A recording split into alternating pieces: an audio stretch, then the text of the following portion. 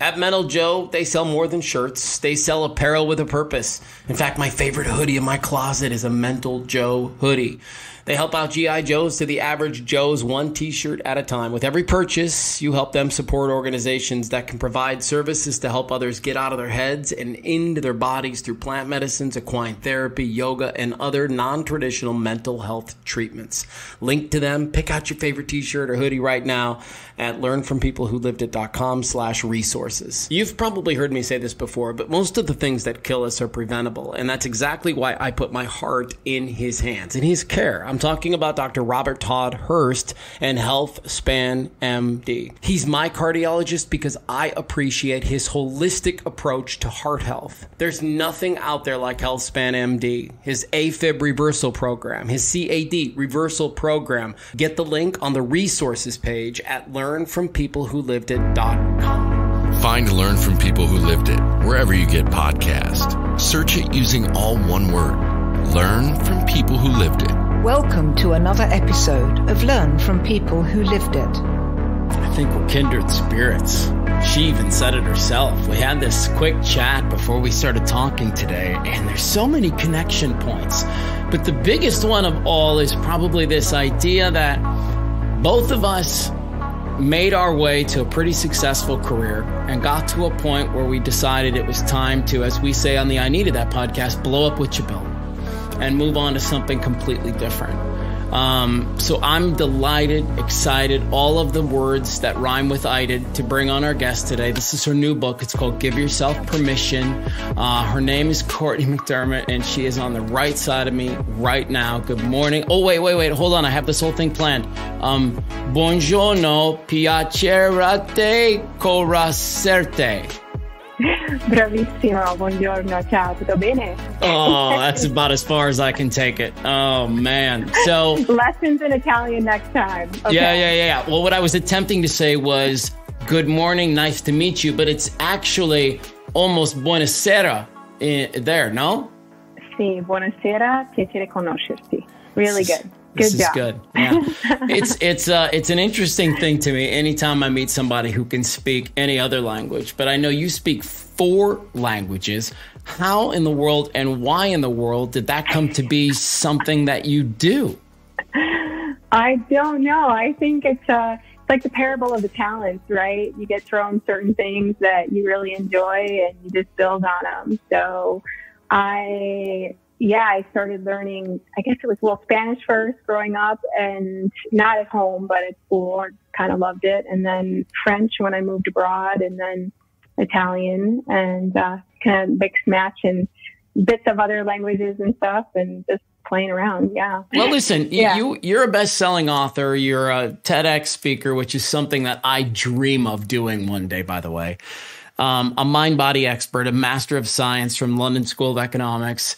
You live in Italy. You live in the States a little bit, but mostly in Italy. What keeps you in that country? Well, right now, mostly my daughter. Good reason. She was born and raised here.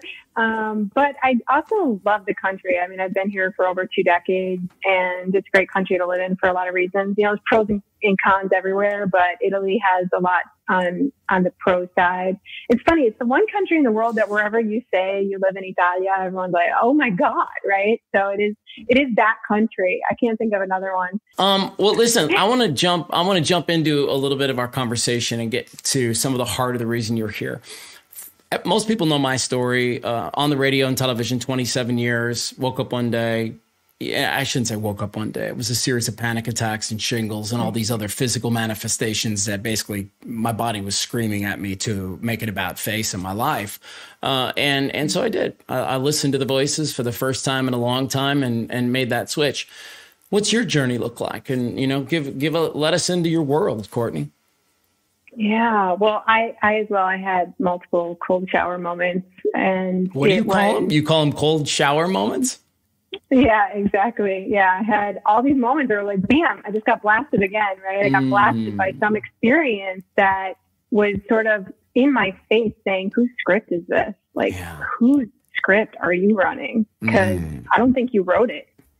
And so I had all those. And then I was at this place that you talk about. I I think I coined this expression. I had never heard it before. Maybe I don't know, maybe it comes from somewhere else, but I used to joke that I was miserably successful, right? So I had all the gold stars. I had all the kind of the accolades and the titles and all the things. And even in my personal life, like things were going the way that they're supposed to go, right? Should be this way. But I was pretty miserable, right? And just like you, my body was showing signs of it, and you can't really deny that. Can I ask, like, what was your physical manifestation? Well, it's funny because now when I give presentations around the world, I'm not a slide person, but I had to start doing a few slides because I had this picture of myself back when I was in corporate, and I was like, I got to put this up there, right? So people can actually see what I'm talking about in this book. And over half the audience actually doesn't realize it's me. They can't make the connection that was me 10 years ago. And the other half is just mouth agape, kind of cannot believe that the same inflamed, kind of like unhappy looking, very corporate like style, cut and all the things is looking back at them.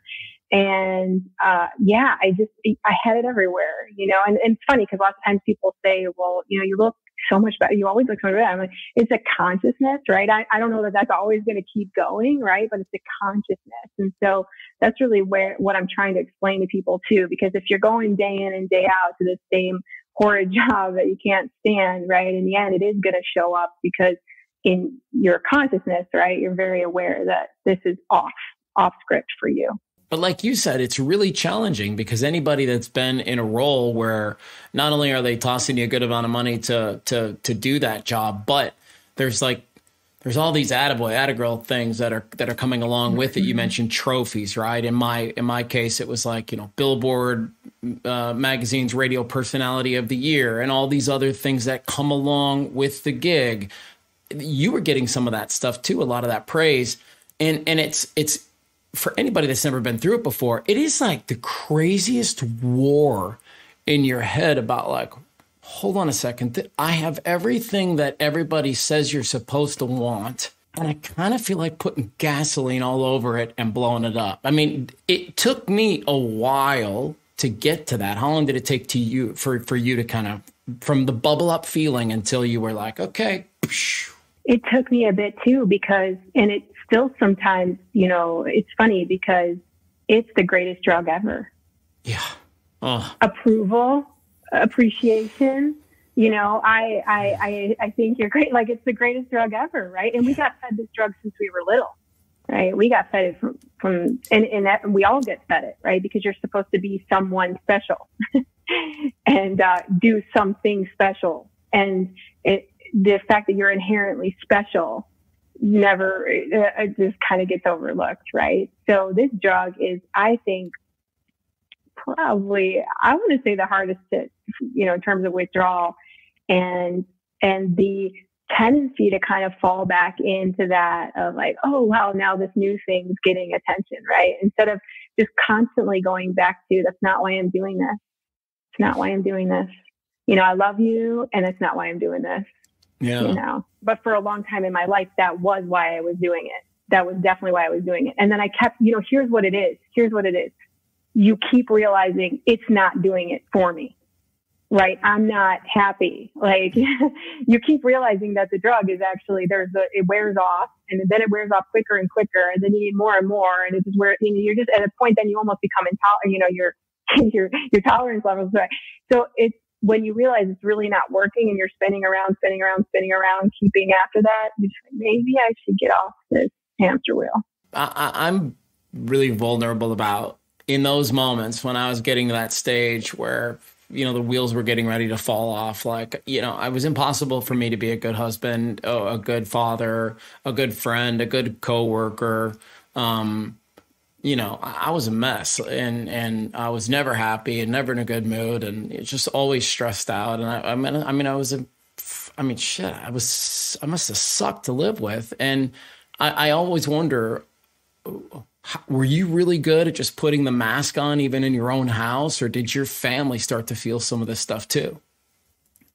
I definitely had moments with my family, and I had a lot of just kind of, when you sort of are freaking out and you don't know why, there's nothing you can specifically attribute it to. And you're passing all of that on, right? And it doesn't matter who you're passing it on to. I think one of our sort of sacred responsibilities is to try not to do that. But when you're in such a high, intense environment, high performance kind of intense environment, it's pretty difficult then when you take, you go out of it for a second. You're like, no, I'm still spinning. Right. So I definitely brought a lot of that home, and I'm kind of delighted to say that that's one of the areas that, like, I noticed with my daughter, I just have so much peace now. And I'm like, this is what I want for you. This is the example that I want you to see. I didn't want you to see that. I mean, of course, it's good. You saw that other one too. That didn't work out very well for me. And that was part of unfortunately, your learning curve too. But it's like to see someone who's mostly, and I'm not saying I'm all the time like super zen up in a cave, but I do, generally speaking, feel a lot of joy and a lot of peace with life and trust, which I didn't before. I think I really struggled with a lot of that. So I always wonder if the messaging that we give young people is so inaccurate. It's like, you're going to find this thing you love and you're going to do it the rest of your life. And that feels like so much pressure to me. And so, I too, like you, I love that my boys got to see like their dad at the height of the game, doing all the things, and they got to see that. And then they also got to see a guy who was like, well, hold on a second. This is not serving me anymore. I want to step into something a little bit different. I'm still by and large using my skill set the same way that I did previously. I just don't get paid as much. What's your story? Like, how did your skill set from what you used to do before translate to what you do now? Yeah, well, in my case, I use all the skills I think I've accumulated, but a lot of those were skills on my own time that I was building. They weren't necessarily corporate life skills. However, a lot of that served me too. Sure. But it's more, what I would say is reading people. I'm pretty good read, and my intuition's pretty strong. So I feel like in my case, I got to bring those gifts, but also, like I said, a lot of the talent. So on my own time, and even also in corporate, I spent a lot of time on stage, right? So I spent a lot of time speaking, and that's actually the bulk of what I do, is to go around giving talks. It's the thing I love the most, right? So it's the stage work, and I got to bring that. So in my case, it was like I got to bring that and earn a heck of a lot more, even though I was earning very well in corporate too. But it's like, that's one of the things I talk about in the book, is like how to do what you love and actually make a lot of money at it, because the two things aren't mutually exclusive, or not, often they don't have to be, right? So I think it's really about, though, regardless of whatever material accumulations kind of arise from that, it's kind of like, you're spending almost your entire day doing something, right? It might as well be something you're enjoying, right? And I'm not saying jump out and leave your job right away, but test things out. Like when I was in corporate, I started writing. I just started writing, and I didn't know what I was doing. And I even had this chance to write a paper. It's a long story. My boss told me I couldn't go to a conference, but there was an option to write a paper, and if they liked it, you could go pretty much free of charge. So I wrote this paper thinking like, no one's gonna, well, I didn't even write the paper. I wrote the proposal. Then they said, write the paper. You could come to the conference. So I did all this behind my boss's back. Yeah. And then when I was at the conference, which was from the Corporate Communications Institute of New York, my paper actually won the best paper awards. I was like, damn it, I got to tell my boss about this, because there was a press release and everything else. I was like, I got to tell him that I did this thing he told me not to do, right? So I went and told him, and then it turned into being a part of my corporate career, and then it turned into being part of my career after that. So I say, like, dare, man, and don't test the waters with both feet, as Warren Buffett. I'm paraphrasing from Warren Buffett, but like, you don't have to jump in, like I said, and quit your day job, although sometimes that might be the, I was telling my sister to do that earlier today. But that might not always be the best advice for everybody, but I think test it out, start following those breadcrumbs and just see where they lead you. Cause there's a lot of gold in taking advantage of the talents that you were given. Yeah, that's fair to say. I hit the eject button maybe just a little bit prematurely. I probably could have stuck around a little bit longer? At least that's the question that I play with a little bit. Is I'm still, I don't know how long it took you to turn the corner to make the switch and get back into money making, but it's a little bit longer of a journey than people think it's going to be. Even my arrogant self is, and I don't know if this was your experience too, but like I was this radio and television guy. A lot of people knew me. I had a lot of connections. I had all these things, and I was like, man, I'm going to turn the corner in like 6 months. Here I am 2 years later. And we're still turning. And you got to be patient. You got to really work with it and trust that it's going to be okay. But man, that is not easy sometimes. And I also like what you said about prepare a little. Start now. If you think that this is something that's going to go, you're probably right about that. I encourage you to follow that intuition and start working on your side hustle, when you can. So I want to shift our conversation into something that you may have talked about when you were on some of those shows, which is how to separate our beliefs from our identity and reframe them. And I told you that we were going to talk about this up front because it's these belief systems that get set up within us early on before most of us even recognize that there's been any type of what we refer to on this podcast as relational programming at play.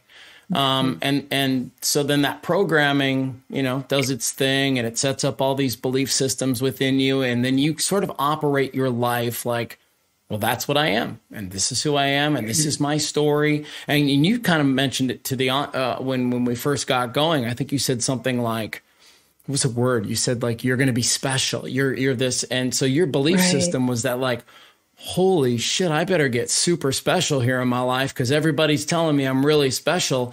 And I know they don't mean any ill will from it, but it puts a lot of pressure on a little person to go out there and try to do something spectacular. So much pressure. So much pressure. Is that the only belief system that you had to unwire, or was there another set of beliefs that you had? Oh, okay, let's go, girl. Come on. So many. I'm still unraveling. I don't know how long it's going to be. That's a good question. How long is that going to take? Good Lord. But what I'll say is, it's funny because we start to believe that we are the belief. And that's when the game's over.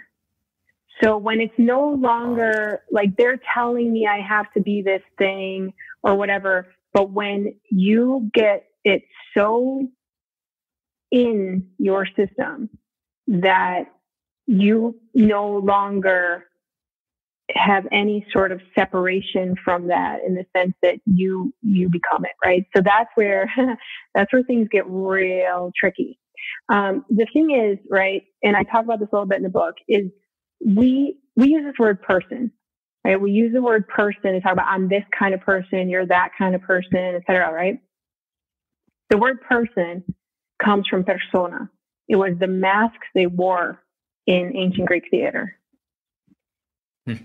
So when you think about it under that lens, it sort of becomes actually pretty comical in a divine comedy kind of way, is that we're all running around with these characters, these personas, these, this thing. And I liken it to, imagine you got this vast library, right? You got all the books ever written. You got all the potentials, right? And not you personally, this is not your case, but oftentimes most of us, and for different parts in our lives too, this can just apply to a phase of our life. We're taking out the same book every day. And we're like, this is my book. I'm Pipo Papo. I live on Via Santa Lucia. My best friend's name is Claudia. My girlfriend's, I don't know, whatever, right? Whatever your book is, that's your book. And every single day you take it out and you read that book, you read from that book, you tell other people about your book, you show your book to other people, and you're like, that is my book. Yeah. But you got a whole library.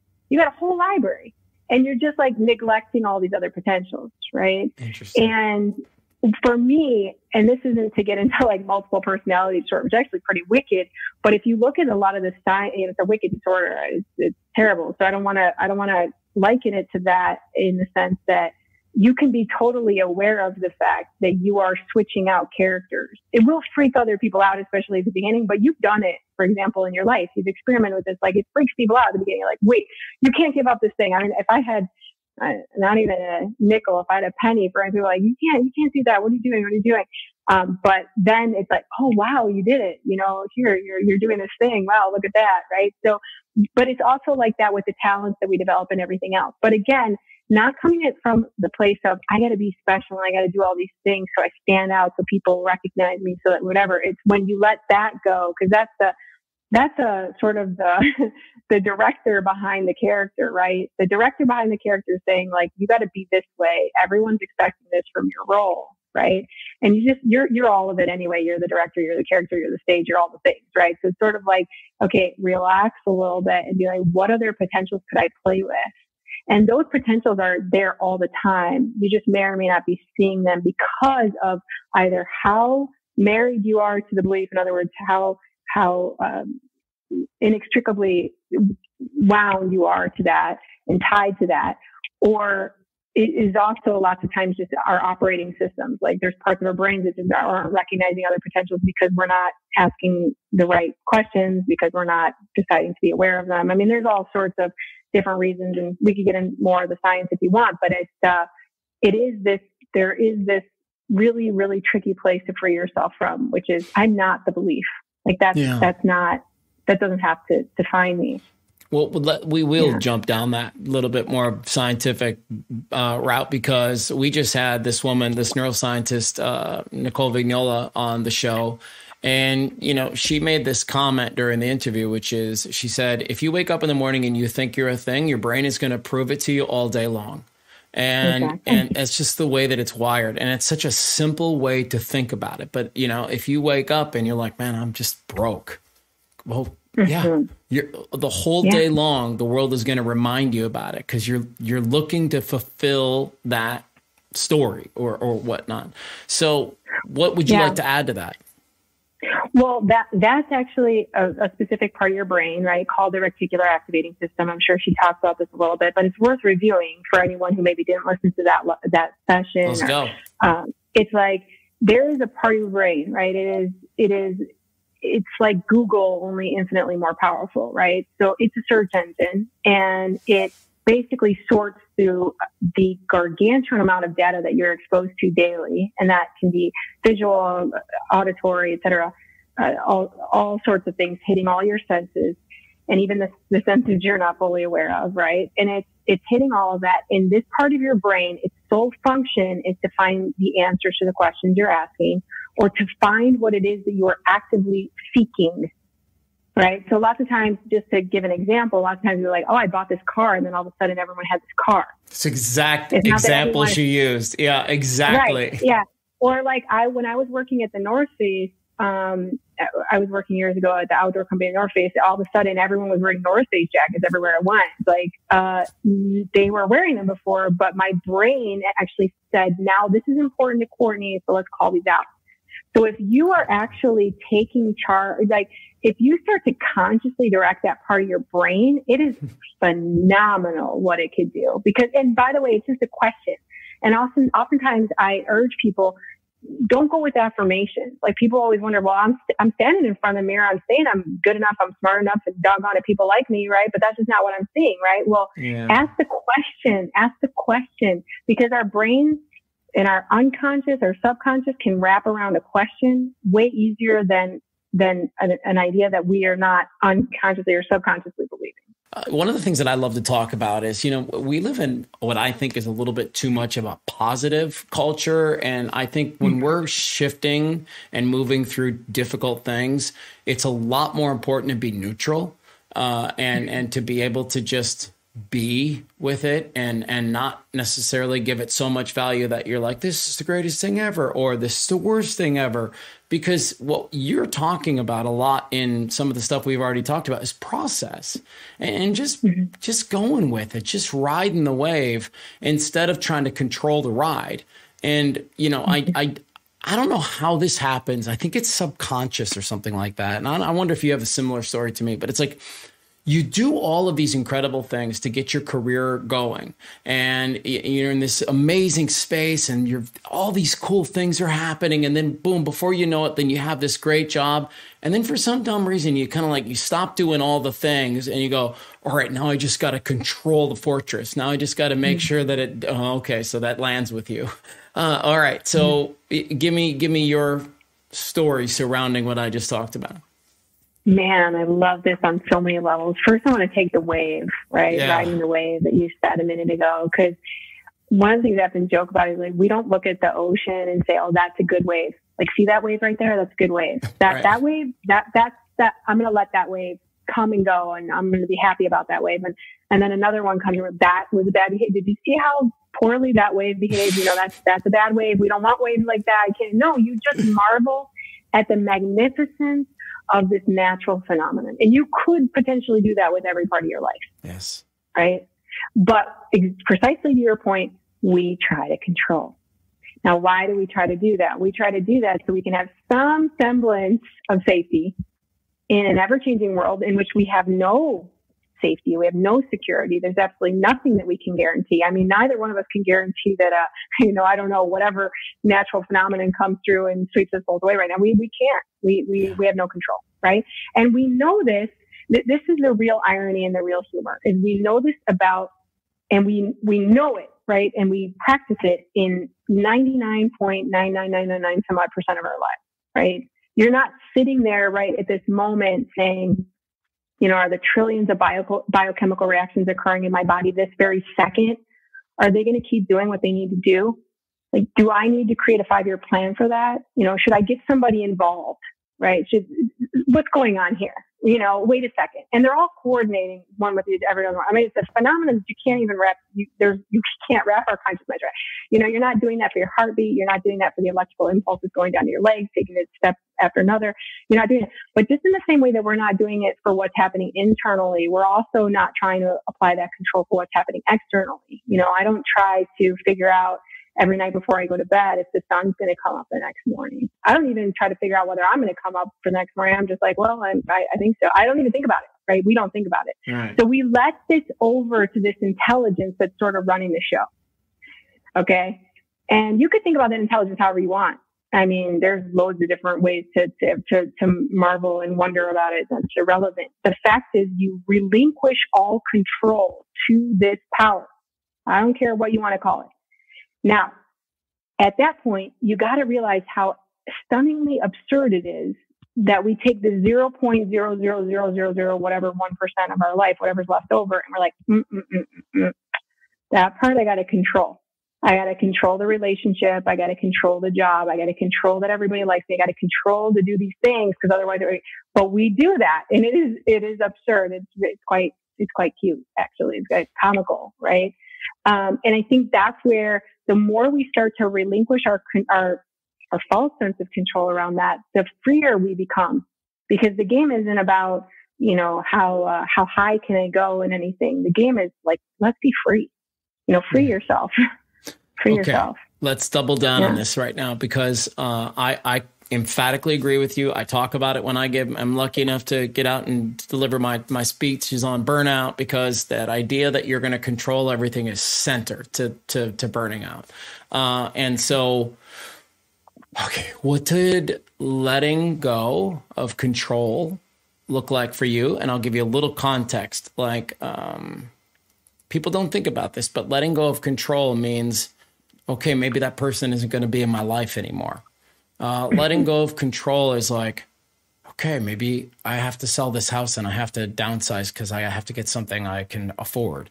There's all different versions of letting go of control. It's hardest and most important to do with our own kids. So what does letting go of control look like for you, Cort? I love this question. Letting go of control for me looks like I'm going to trust. Mm-hmm. I'm going trust on this. I have no idea why that person is behaving that way. I have no idea why the situation is going this way, but I'm going trust. And it's the wildest thing, because the minute you do it, you sort of hand it over and you're like, oh man, this seems to like kind of really suck. But I trust that whatever this intelligence is has somehow got this figured out, right? It's kind of like organized chaos, right? If I go to Grand Central Station and I see people hustling and bustling all around, like, this is crazy, but there's an underlying order, right, to all of that. And the more I've sort of said, just like there's that order in my body and the rotation of the planets and all that fabulous jazz that's happening all around us and within us, like, dude, this thing. And here's what I do lots of times. And I started by accident, really. It was funny. I think I was pretty fresh in my career as an entrepreneur. And I thought I'd landed this really big account and I was super excited about it. But this email came back and it was like, nope, we're not going to go with this. We'll still have this call with you today, but we're not in it. And just like you said, I was like, damn it. I thought I had it. I don't have it. Right. So the initial reaction is like, things are going away. And I timed myself out. Before I got on that call, I didn't try to figure out what I was going to say, what I was going to do. And I have so many stories like this from my life. I just was like, I am not going to try to figure out. I'm not going to use that part of me that has been in hyperdrive for so long. I'm going to sit down and I'm going to ask for the wisdom and the peace or whatever to just whatever happens here to maintain my own peace, right? Whatever happens, if they go that way, I trust, to maintain that trust, that sense of trust. And the wildest thing, and I've had this happen so many times now that I have to say this cannot be by chance, that I get on that call and I'm resigned to whatever it is. I'm perfectly resigned. I'm really at peace. And within, I think, 10 minutes, I've landed the client. And because I have now dozens of stories like this, I'm like, dude, we need to get out of our own way. Like, fucking, sorry to drop the F-bomb, but like, let it go, let it go. But in the best way of like, I'm just relaxing, I'm just relaxing and I'm just saying, I trust. That's it. It's really simple, but it's simple. As Da Vinci said, the ultimate sophistication is simplicity, right? Simplicity is the ultimate sophistication, but that doesn't mean it's the easiest thing to do. We have to sort of untrain years of being taught to rail against whatever it is that we don't like. And that's a whole nother conversation. So. Yeah, but, and then I want to add a little layer to you and then ask a question too, which is, one of the things that I talk about is if you don't start to work on your mind, and I don't like it when people get lost on words. So I don't care if that's prayer or meditation or breath work or whatever you want to call it, right? But I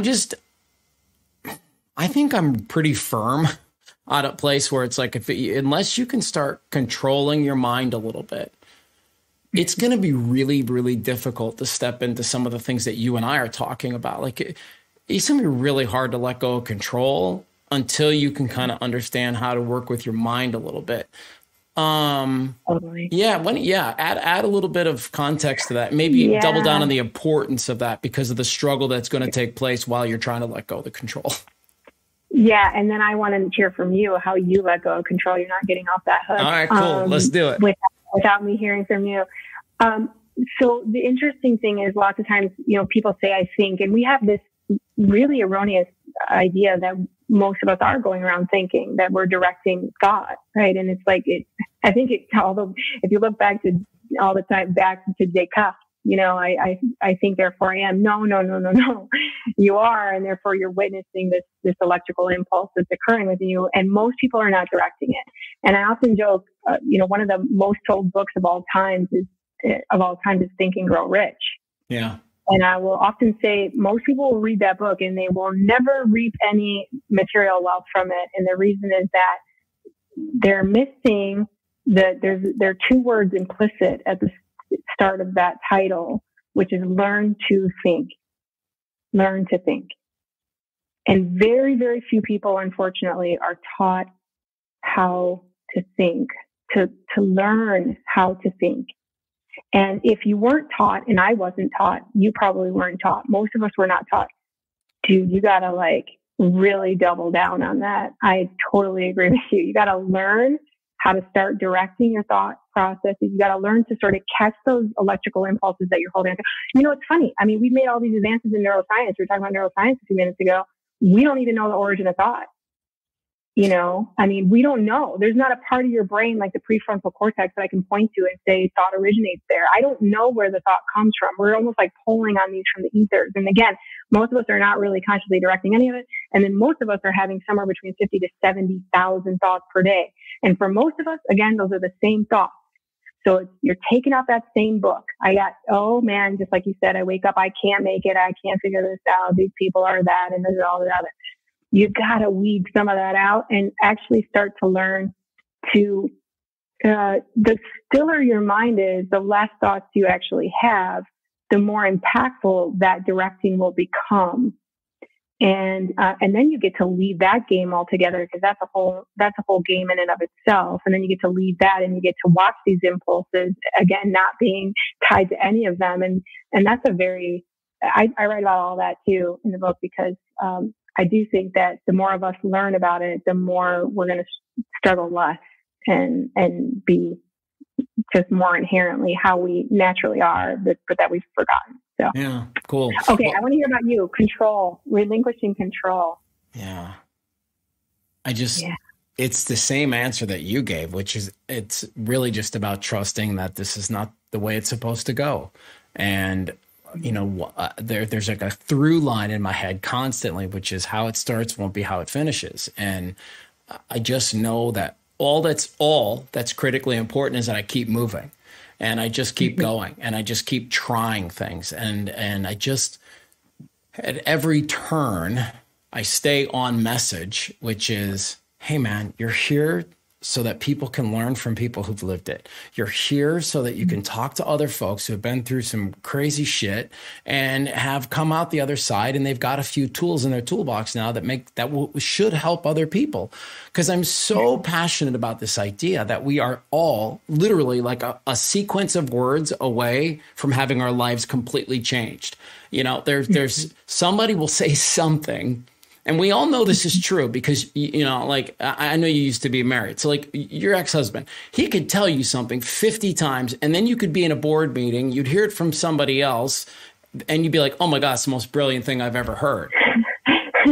Right? Like this happened. We're all a sequence of words away from having our lives completely changed.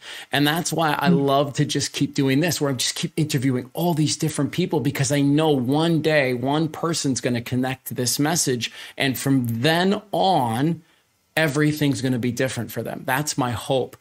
Can I bounce? Can I kick back to you for a sec? Let's do it.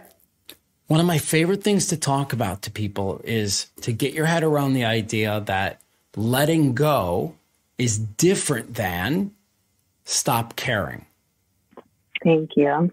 Mm-hmm. Okay. So give me Cort's viewpoint on that, because let's help somebody understand the value of you can let go of something and it doesn't mean you stop caring about it.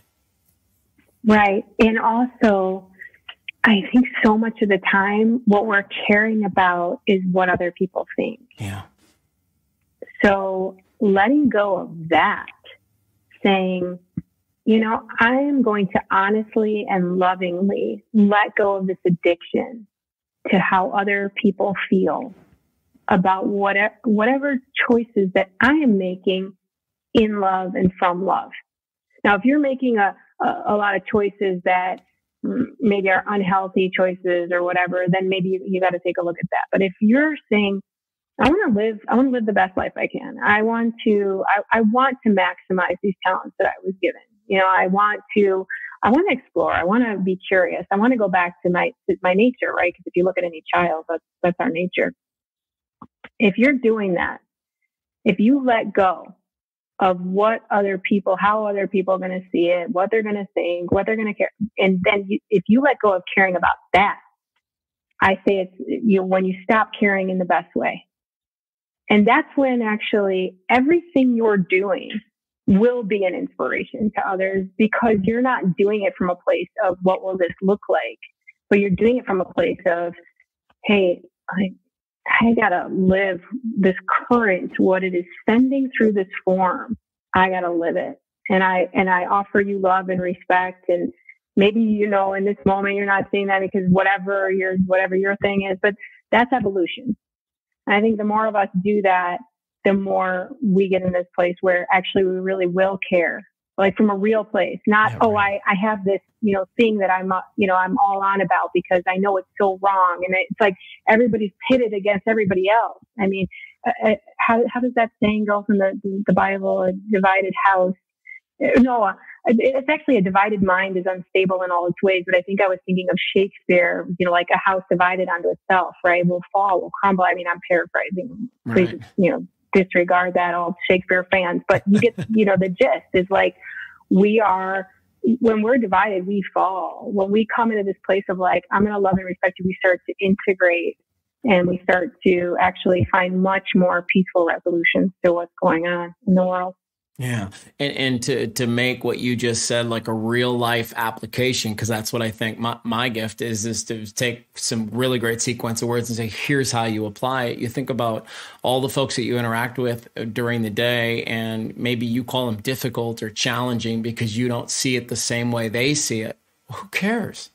Like just love on them. Find the points of connection that you do share in common and just focus on that stuff. And don't worry about the ways that you don't connect, but give yourself an opportunity to let go so much that you stop caring about the fact that, all right, they have different political beliefs than I do. All right, they're not a monster. Their kids go to the same school mine do. They play on the same little league team. We go to the same church. Like, you guys have freaking million things in common, and you're focused on one or two things that you don't have in common. And I know that that's the way to apply what you just said to your day today.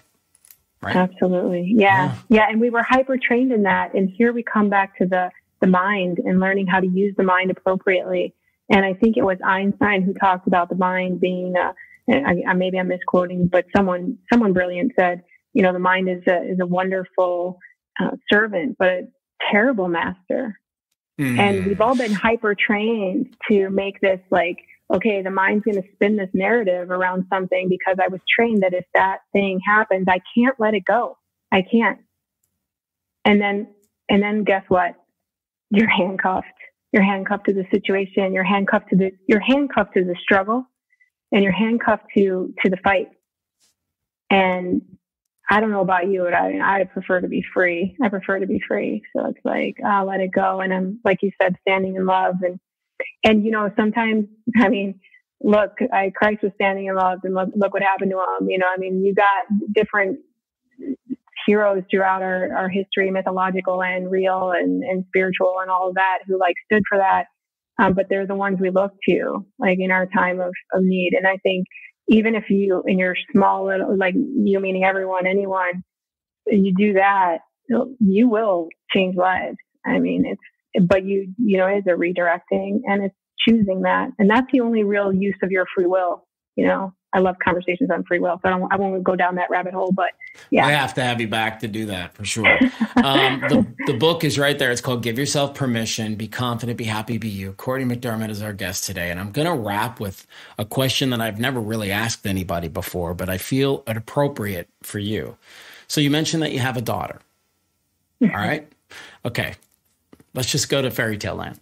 Let's pretend the story goes like this. You and your daughter are in some sort of a situation, and she has one last exchange with her mom. And she says, Mom, give me the thing that I really need to know in my life based on what you've come to learn.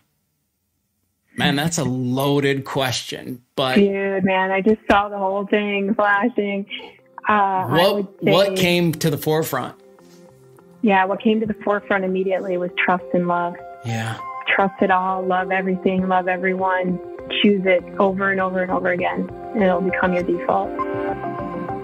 We have 3 goals with Learn from People Who Lived It. 1, to help you feel less alone. 2, encourage you to seek out a coach, a therapist, a church, anyone who can help you get through your journey and find some healing. 3, when you're ready, share your story with us. Find Learn from People Who Lived It wherever you get podcasts. Search it using all one word. Learn from People Who Lived It. So almost every week of my life for the last 2 years, somebody will ask me about the retreat that changed my life. And I'm so proud to present Spirit Quest as one of our official resource partners. Founded in 2007, it's the holistic wellness center that changed my life, helped me overcome anxiety, helped me work through conflict, gave me all these tools to manage stress, and they would love to do the same thing for you. To connect to Spirit Quest, click the link on our resources tab at learnfrompeoplewholiveit.com, and when you get on the phone with them, make sure you mention that you heard it on Learn from People Who Lived It.